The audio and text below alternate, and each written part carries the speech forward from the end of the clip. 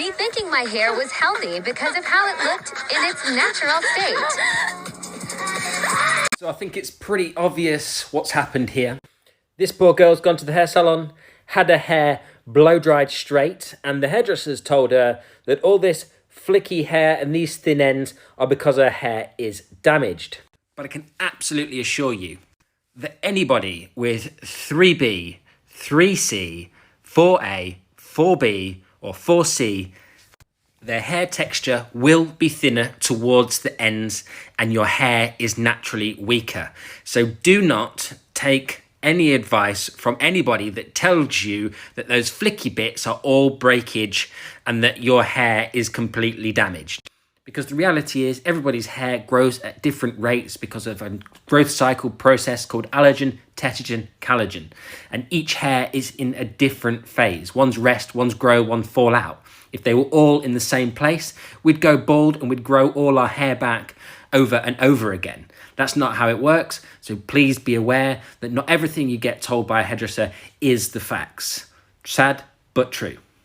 One of the main reasons for this is because a lot of hairdressers are misinformed by education that has been passed down from generation to generation of hairdressers that is not necessarily scientifically fact or proven. This is down to corporate hairdressing companies as well, so please be aware that you need to do your own homework. And this is for you hairdressers out there too. Just because somebody told you in a classroom once something doesn't mean it's right. It's like anything you see in the news, do your own homework and make sure that what somebody is telling you is facts.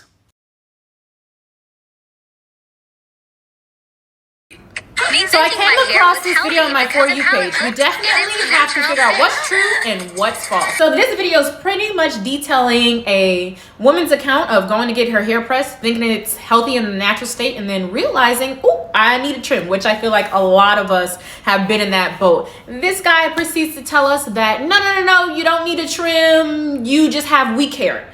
I don't really know what we can do with that information, but I'm here to debunk the myth that largely black and brown women with 3B to 4C hair, our hair is weak. For some reason, it isn't. We literally do some of the most strenuous styles, from locks to twists to braids to silk press to coloring, and our hair withstands it all. So let's get that notion out of here. Generally, it's because people don't know how to deal with our hair.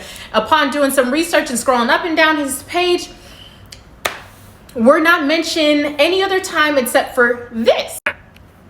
I am absolutely loving the natural hair trend that is happening right now.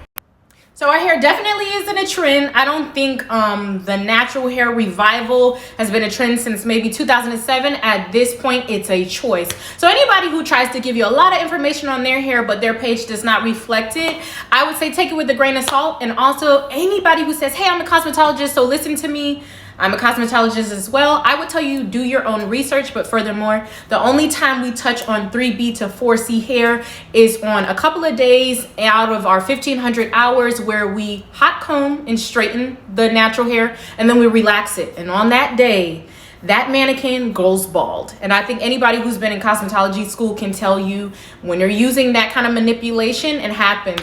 The last thing I want to touch on is this is a clear example of mechanical breakage. Why this cosmetologist would tell you that it isn't breakage and it doesn't need to be addressed and that your hair is just weaker, I don't know. But there is another point on his page where he did touch on mechanical breakage, and it's a very clear representation. It's important that we kind of acknowledge that maybe there is stress and strain being put on the hair, and that is creating some of the breakage that's going on in the hair. So it's a clear example of both of these people suffering from mechanical breakage, and at the end of the day, you're gonna have to do something about it. Anybody who tries to curl type you into curl typing, don't listen. You really need to be focusing on the porosity of your hair. Follow for more, and I'll see you in part 2 on how you can avoid mechanical breakage when doing your heat processing and what you should do when it's time for a trim.